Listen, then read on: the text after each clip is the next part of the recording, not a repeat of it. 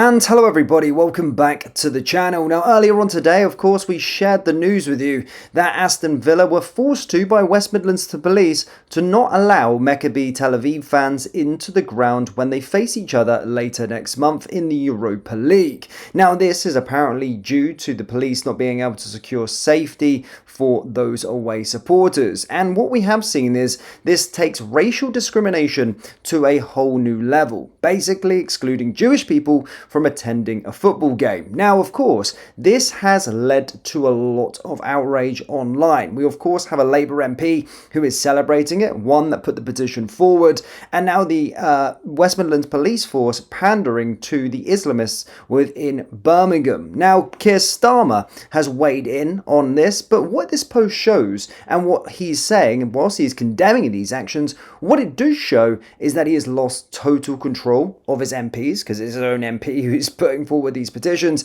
and the police force as well. As always, guys, we're going to break this down, go through what's being said, but as always, please do hit the like button and hit the subscribe button for more. So let's get on over to social media and to X.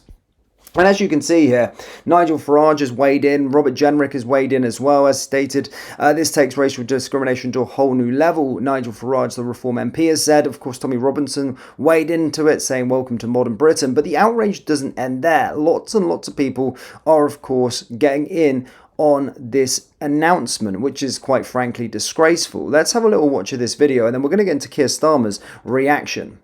To ban the Jewish fans from coming to Villa Park to play Aston Villa. Here's a video he made about a month ago. Have a look. Many residents have raised concerns about the football match which is due to take place on the 6th of November. Maccabi Tel Aviv. We've all seen those harrowing images from Amsterdam.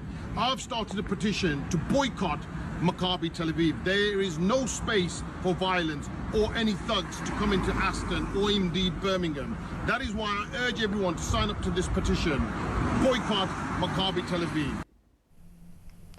I think we know what's going on there, don't we? We know why he wants to boycott them, don't we? We do, don't we?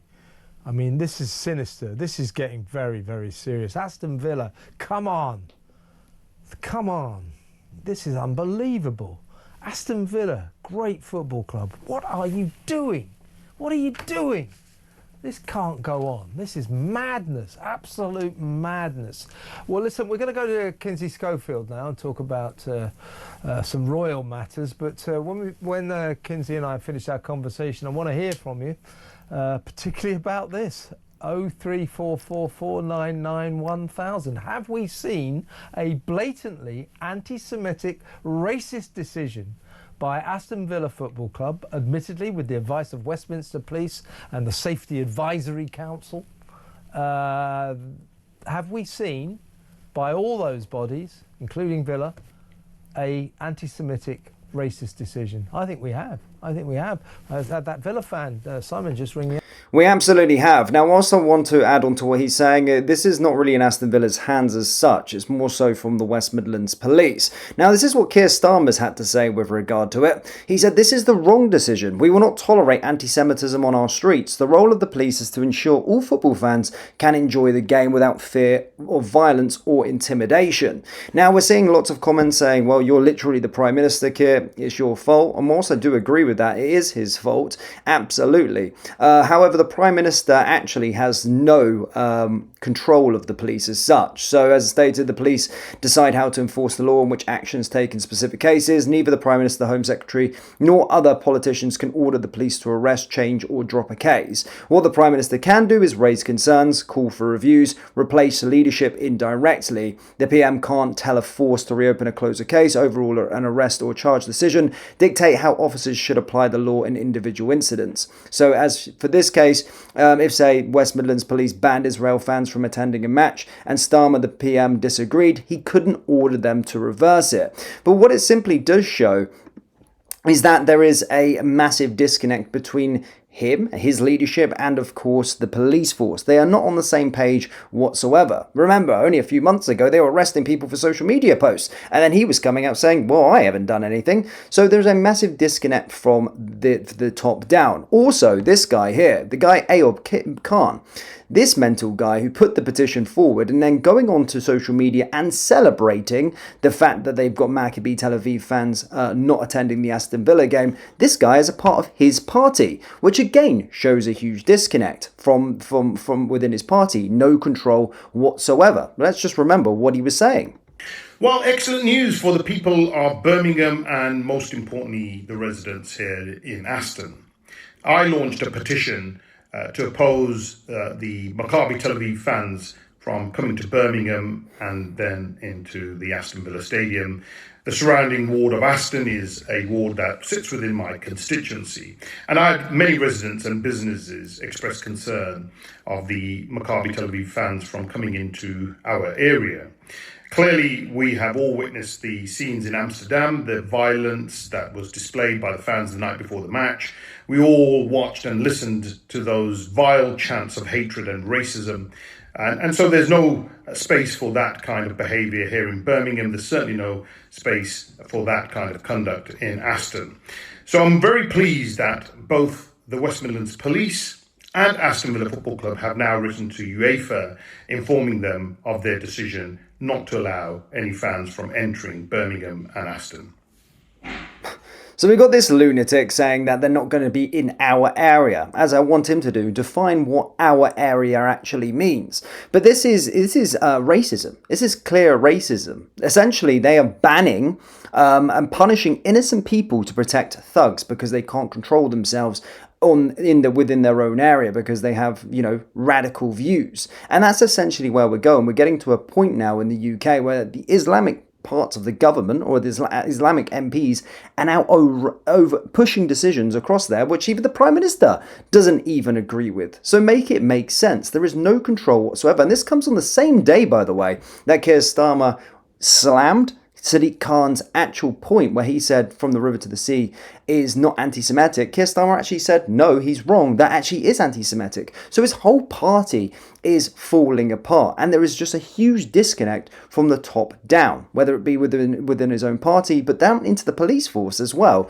where they're making decisions that he does not agree with whatsoever. But this is certainly not going anywhere. There's so much outrage. I mean, we can just see it. I mean, Jewish Aston Villa supporters have spoke about their outrage and put statements out as well, talking about this, and quite frankly, there is a lot of outrage from all angles. Statement from the Aston Villa Jewish Villain Supporters Club, of which I'm proud to be an honorary president of, says Andrew Fox. In the summer of 1938, on a tour of Germany, the name Aston Villa became famous around the world, and the only visiting team who refused an official request to perform the Nazi salute prior to kickoff. Today, the same club has been forced by local authorities to salute modern-day Nazism. We lay no blame on Villa. It would be absolutely not be safe to allow thousands of Jews to walk around Aston and its surroundings. Why that may be so should trouble the entire country.